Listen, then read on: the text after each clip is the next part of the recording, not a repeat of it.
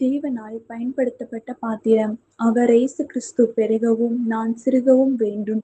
யோவான் 3:30. தலைப்பு செயல்படுங்கள். இன்றைய மிஷனரி ராபர்ட் சிங்க்லேயர்.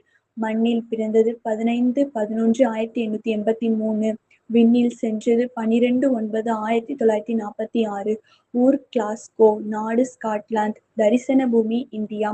ஸ்காட்லாந்து நாடு அநேக மிஷனரிகளை உலகத்திற்கு வழங்கியுள்ளது. அவர்களில் ஒருவர்தான் சிங்க்லேயர். தந்தை ஒரு கல்தச்சர். இவருடைய குடும்பம் இறைப்பற்றுடன் வாழ்ந்து வந்த நல்லதொரு குடும்பம். ராபர்ட் இளைஞனாக இருக்கும்போது தந்தை காலமாகிவிட்டார். எனவே 14 வயது முதல் 17 வயது வரை கொல்லப்பணி செய்து தனது குடும்பத்தை காப்பாற்றும் பொறுப்பான பணிக்கு தள்ளப்பட்டார். கொல்லப்பணி செய்யும் போதே ஆலய காரியங்களில் மிகுந்த ஈடுபாடு கொண்டிருந்தார். 2 ஆண்டுகள் வேதபாட கல்வி நிலையத்தில் கல்வி கற்றார். ஆண்டவரின் அழைப்பை உணர்ந்த இவர் இந்தியாவில் பணியாற்றும் வாய்ப்பை நாடினார். இந்திய மக்களின் மீது ஆழ்ந்த அன்பு கொண்டார். 1909ஆம் ஆண்டு தென்னிந்தியாவில் நாகர்கோயில் என்ற பகுதியில் ஊழியத்தை ஆரம்பித்தார்.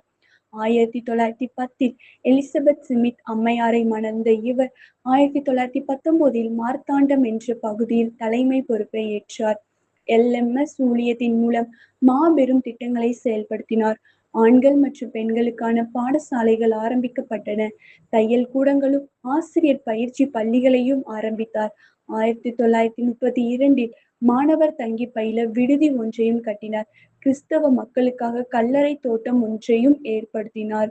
ராபர்ட் சிங்க்லேயர் ஒரு சிறந்த சிற்பி. கலையில் அதிக ஈடுபாடு கொண்டவர். 1924 முதல் 1933 ஆண்டுகளில் அவரால் கட்டப்பட்ட எழில் நிறைந்த மார்த்தாண்டம் ஆலயமே இதற்கு சான்றாகும்.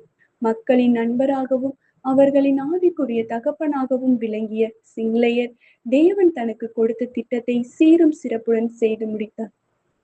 அன்பரே, உங்கள் வாழ்வுக்கு பின்னும் பேசும்படியான செயல்களை செய்தீர்களா? வாழ்விலிருந்து வாழ்வுக்கு.